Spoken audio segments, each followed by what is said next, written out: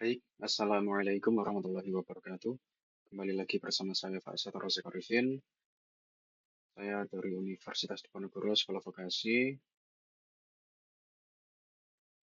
dari jurusan Teknologi Rekayasa Otomasi angkatan 2024. NIM saya 440 3246227. Saya dari kelas praktikum A Sistem Embedded. Jadi pada video kali ini saya akan menjelaskan modul 6 yaitu DAC atau Digital to Analog Converter dan PWM Output. Nah, sebelum memasuki materi, saya akan menjelaskan sedikit apa itu DAC dan PWM output.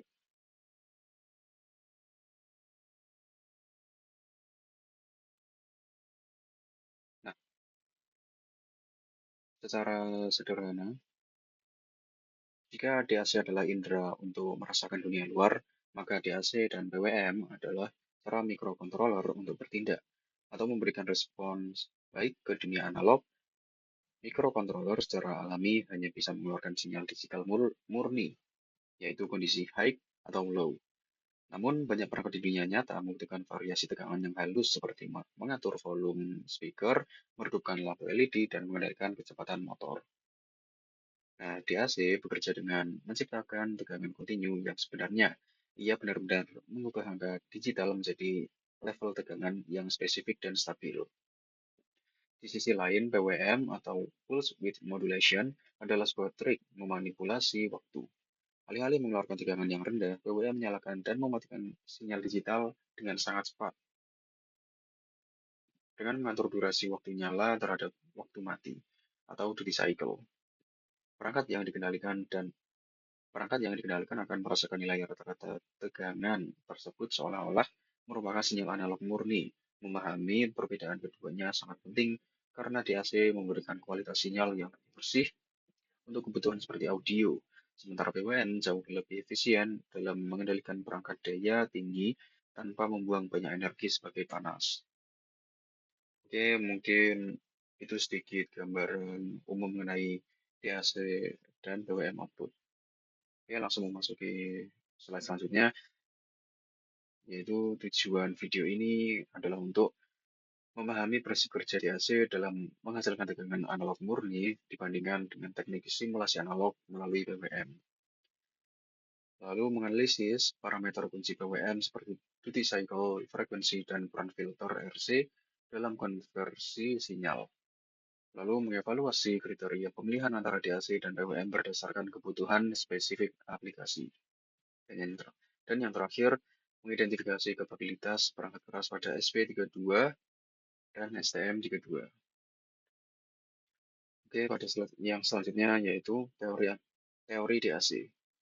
Di antaranya adalah R, 2R, resolusi, dan output range. DAC bekerja dengan mengubah nilai numerik digital menjadi tegangan analog yang kontinu. Salah satu metode paling umum yang digunakan adalah jaringan R2R ladder yang menggunakan susunan resistor dengan dua nilai, yaitu R dan 2R, untuk membagi tegangan referensi secara proporsional sesuai bobot biner.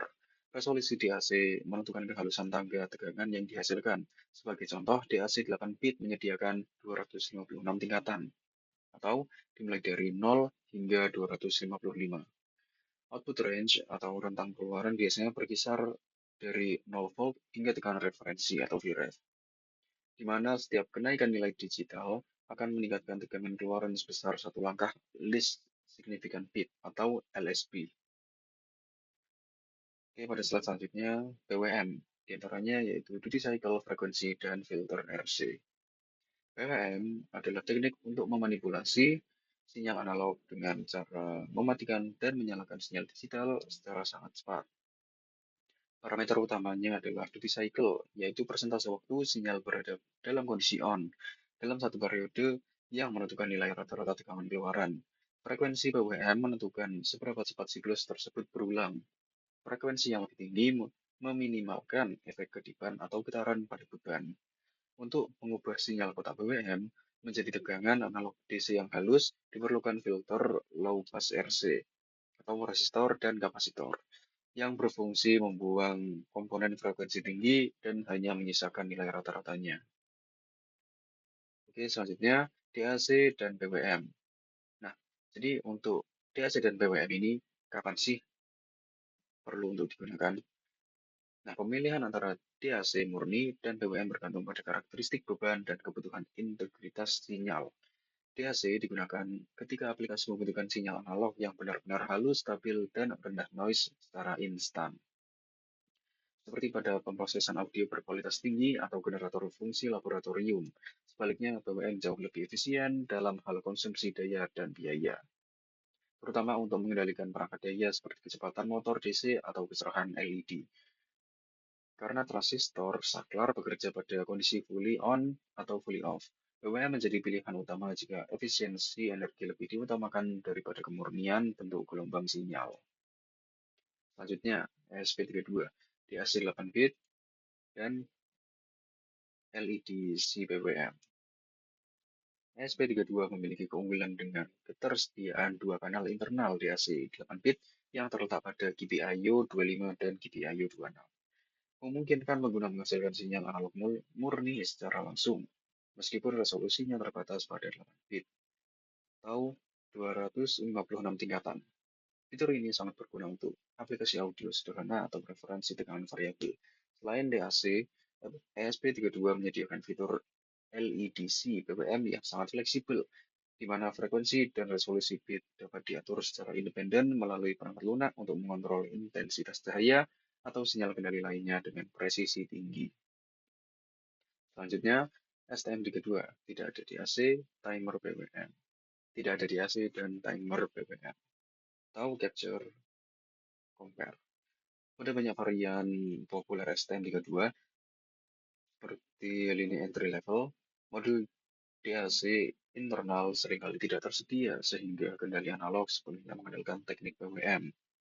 STM32 menggunakan unit timer yang canggih dengan register capture atau compare, atau disebut juga CCR, untuk menghasilkan sinyal PWM yang sangat presisi.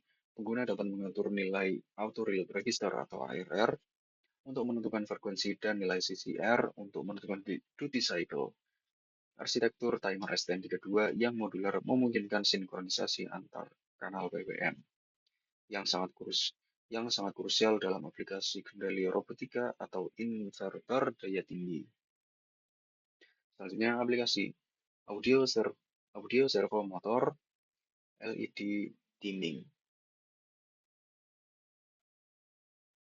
Penerapan DAC dan PWM mencakup spektrum luas dalam dunia elektronika. Audio biasanya memanfaatkan DAC untuk merekonstruksi gelombang suara yang kompleks agar terdengar natural. Di sisi lain, servomotor menggunakan pulsa PWM dengan durasi spesifik untuk menentukan posisi sudut gearbox untuk mengendalikan posisi DC PWM. Untuk mengendalikan motor DC, PWM digunakan untuk mengatur kecepatan melalui variasi tegangan rata-rata tanpa kehilangan torsi yang signifikan pada putaran rendah. Terakhir, pada LED dimming, PWM menjadi standar industri karena mampu mengatur kecerahan tanpa mengubah temperatur warna LED, memberikan transisi cahaya yang halus dan hemat energi.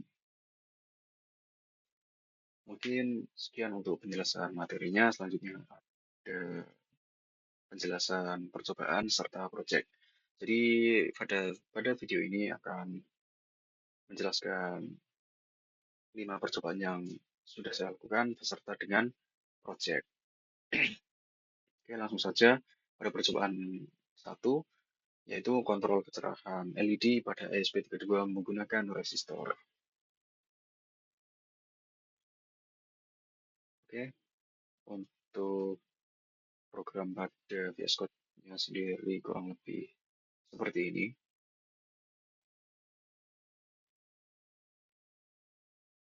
Nah, untuk pin DAC menggunakan pin 25, sedangkan untuk nilai maksimal yaitu 255. Yang untuk current brightness yaitu 0, dan ini untuk sisa dari keseluruhan program.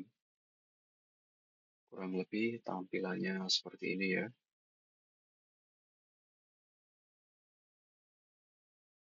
Oke, ini untuk keseluruhan program tampilannya seperti ini. Oh ya, di sini juga dapat diatur. Jadi ketika nanti mengetik U, nah ini nanti untuk melakukan ram up atau meredup ke terang, ketik D untuk ram down, yaitu terang ke redup, dan P untuk pulse, yang mana itu nanti seperti efek bernafas seperti itu ya. Ini untuk program yang masuk ke SP32-nya, serta ini program platform IO-nya. Oke, kurang lebih seperti itu. Oke, langsung saja memasuki video percobaannya. Nah, kurang lebih seperti ini. Jadi di sini ada program C++-nya, dan di sini ada kolom Z, yang mana kolom Z ini digunakan untuk melakukan prompt, untuk membuat program maupun mengoreksi program agar sesuai dengan keinginan. Kurang lebih seperti itu. Nah, ini untuk tampilan serial monitornya, seperti ini. Nah, untuk komponen yang digunakan sendiri ada ESP32, kabel jumper, ada resistor, dan juga LED. Ini juga ada kabel USB untuk mengkonekkan antara laptop dengan ESP32. Nah, jadi pada serial monitor, ketika memasukkan nilai DAC, misalnya di sini memasukkan nilai 100, maka nanti estimasi tegangannya adalah 1,29 volt. Untuk ketika memasukkan nilai DAC-nya yaitu 255, maka estimasi tegangannya adalah nilai maksimal yaitu 3,3 volt. Nah, untuk perubahan tegangan ini nantinya akan berpengaruh pada kecerahan dari si LED, yang mana kalau semakin kecil tegangannya, maka semakin semakin redup pula kecerahan dari si LED. Nah, di sini ya, misalkan di sini diketik nilai DAC-nya yaitu 150, yang mana menghasilkan estimasi tegangan yaitu 1,94 volt. Nah, tegangan itu nanti akan mempengaruhi kecerahan dari LED.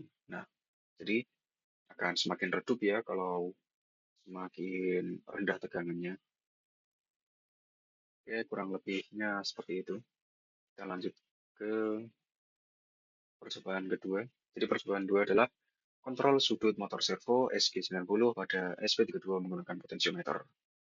Oke, langsung saja memasuki program pada VS Code. Saya open folder terlebih dahulu.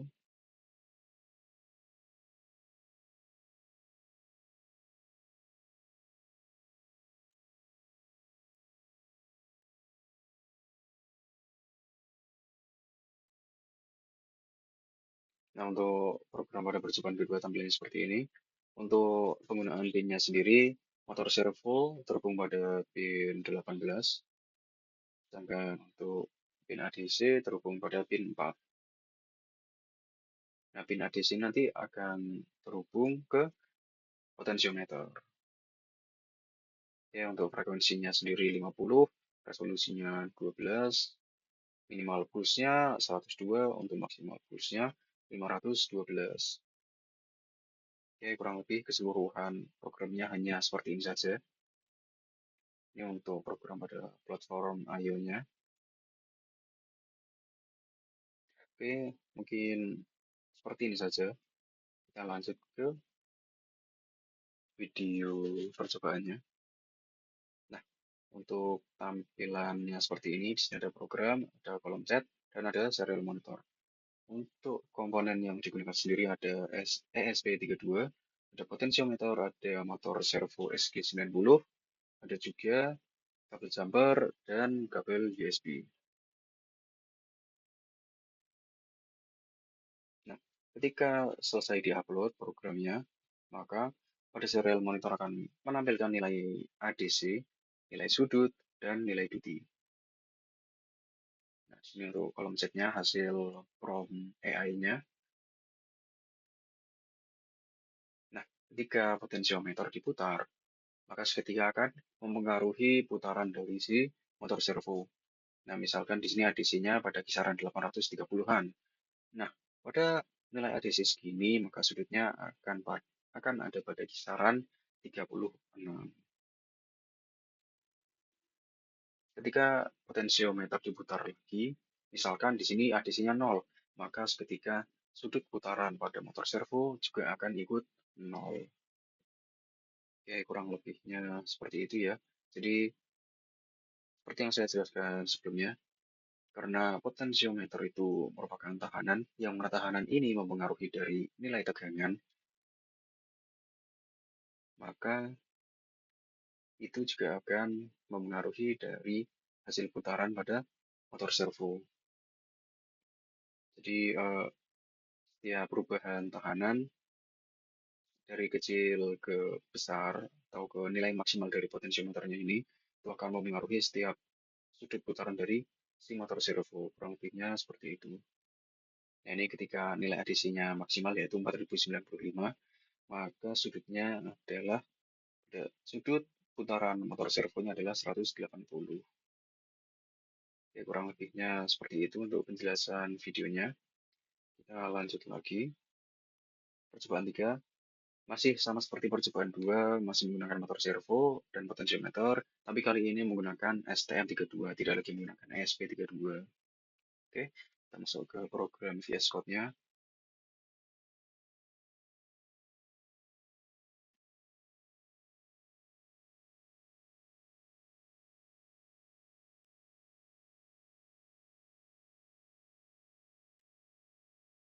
Oke, untuk programnya sendiri tampilannya seperti ini. Di sini terdapat pin potensiometer ada pada PA0, pin motor servo ada pada PA1, untuk resolusi DAC yaitu 12.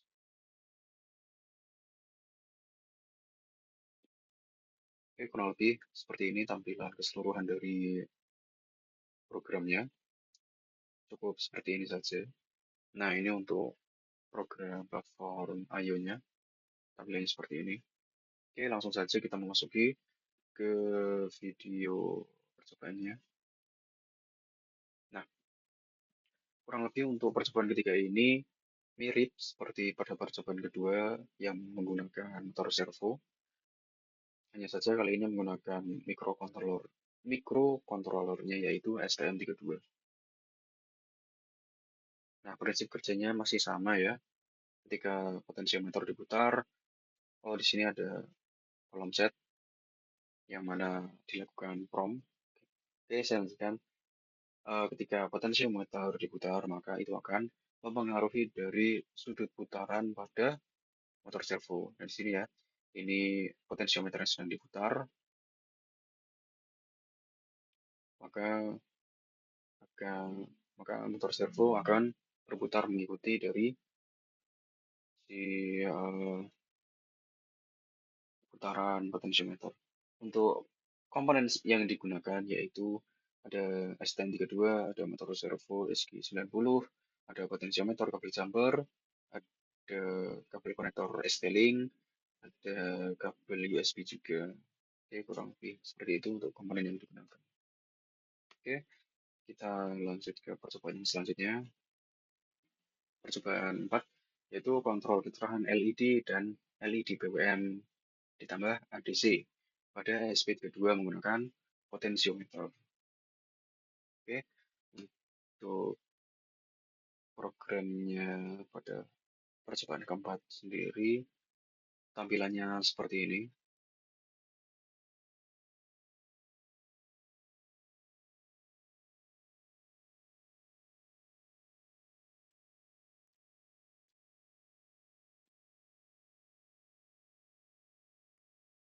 Nah, ini untuk programnya. Ini ada LED. LED menggunakan pin 2, untuk ADC menggunakan pin 4. Ini ada MagSafe PWM, ada pada 45. Nah, jadi nilai 40 hingga 50 biasanya cukup aman agar LED tidak menarik arus yang berlebih. Oke, kurang lebih hanya seperti ini saja untuk keseluruhan programnya. Oke, di sini ada program untuk platform IO-nya juga, tampilannya seperti ini. Oke, mungkin cukup. Kita langsung memasuki video percobaannya. Nah, tampilan videonya seperti ini ya. Ini ada programnya, ada serial monitor. Nah, di sini untuk komponen yang digunakan sendiri ada ESP32, ada LED, ada potentiometer, kabel jumper, kabel USB, ada juga ini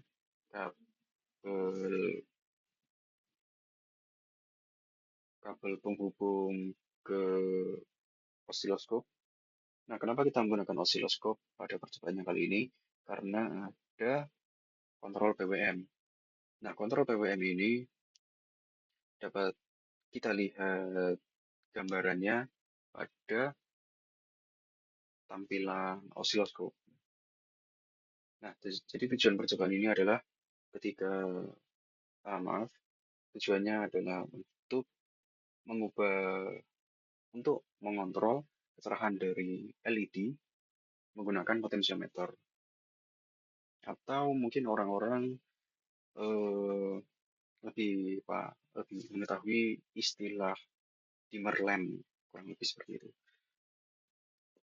Nah, untuk perubahan ADC-nya itu nanti juga dapat dilihat pada osiloskop. Nah, tampilannya seperti ini ya. Jadi tidak hanya pada serial monitor, tapi juga dapat dilihat pada osiloskop. Nah, ini ketika nilai ADC-nya maksimal,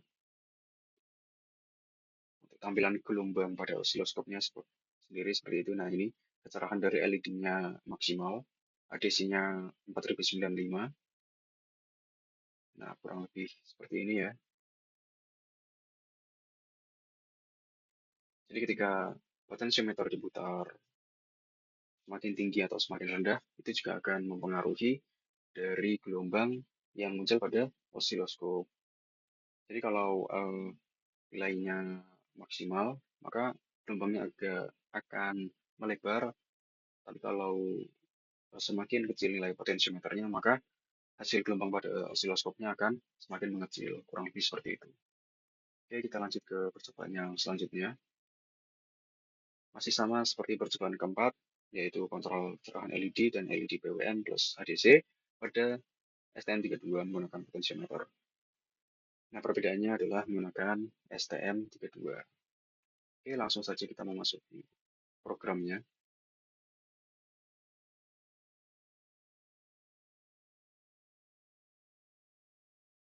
Oke,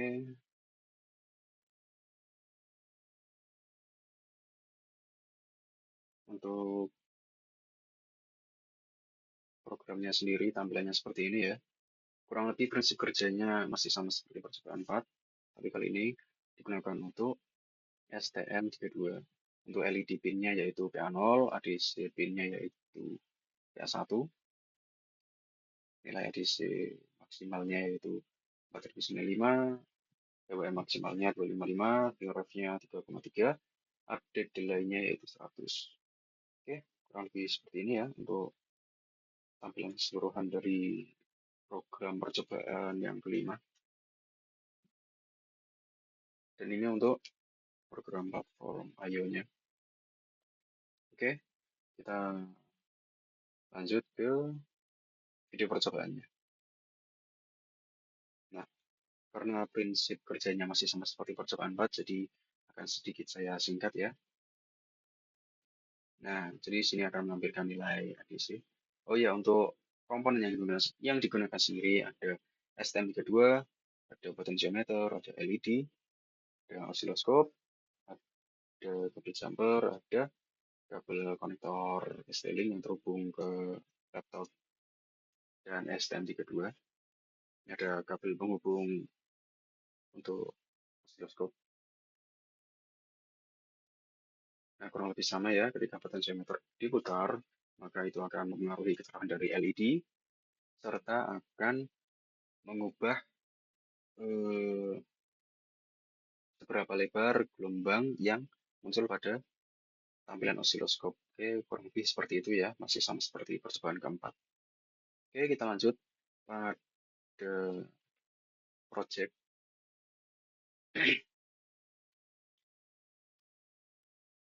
Oke, saya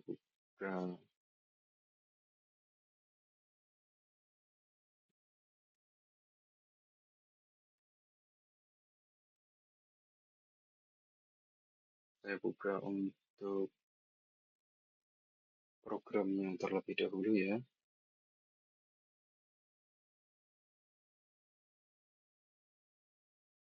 Oke, tunggu sebentar.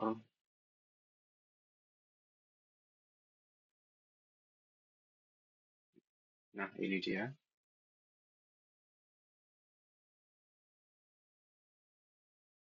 Untuk tampilan programnya sendiri seperti ini.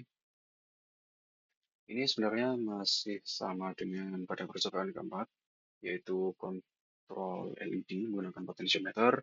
Hanya saja kali ini tampilannya tidak hanya pada serial monitor, tapi juga dapat ditampilkan pada LCD 16x2. Untuk penggunaan pinnya sendiri masih sama, LED pada pin 2, ADC pada pin 4. Di sini ada maksimal save PWM-nya ada pada 45. Oke, kurang lebih untuk programnya sama, hanya saja ada tambahan untuk LCD 16x2. Itu di sini ada ini hashtag include dan kurung liquid crystal I2C.H. Nah, ini untuk LCD-nya ya. Dan ini untuk program platform IO-nya. Oke, kurang lebih seperti itu untuk penjelasan programnya. Kita lanjut ke video project. Oke, untuk tampilan pada serial monitornya sendiri seperti ini. Menampilkan nilai ADC dan nilai PWM. Nah, seperti ini ya. Ada LCD. Komponennya sendiri ada ESP32, kabel jumper, ada potentiometer, ada LCD 16x2, dan ada kabel konektor, kabel USB, dan juga LED, serta resistor. Ini ada hasil PROM pada kolom set untuk mengkoreksi programnya ya.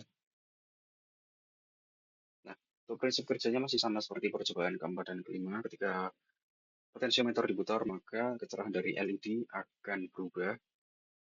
Tapi tampilannya tidak hanya muncul pada serial monitor, tetapi juga muncul pada LCD 16x2. Nah, ini ya, untuk baris pertama ada ADC. Ini menampilkan nilai ADC-nya ya, secara real time. Jadi, yang muncul pada serial monitor akan sama dengan yang muncul pada LCD 16x2.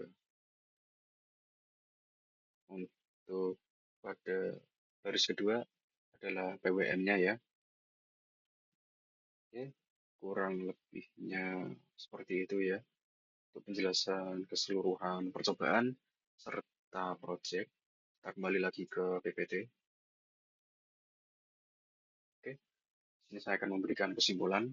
Jadi secara keseluruhan, DAC dan PWM adalah dua metode utama untuk menjembatani sistem digital dengan kebutuhan beban analog. DAC memberikan tegangan kontinu yang nyata dan halus, menjadikannya pilihan utama untuk aplikasi sensitif serta audio berkualitas tinggi, meskipun ketersediaannya pada perangkat keras seperti ESP32 terbatas secara resolusi dan seringkali absen pada varian STM32 standar. Di sisi lain, PWM menawarkan fleksibilitas yang jauh lebih luas dan efisiensi daya yang tinggi melalui teknik modulasi lebar pulsa yang sangat efektif untuk mengendalikan daya seperti kecepatan motor dan redup cahaya LED.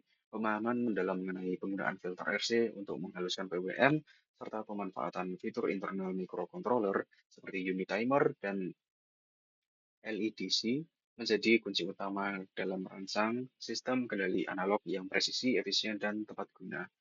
Oke, kurang lebih seperti itu yang dapat saya sampaikan pada video kali ini. Kurang lebihnya saya mohon maaf. Wassalamualaikum warahmatullahi wabarakatuh.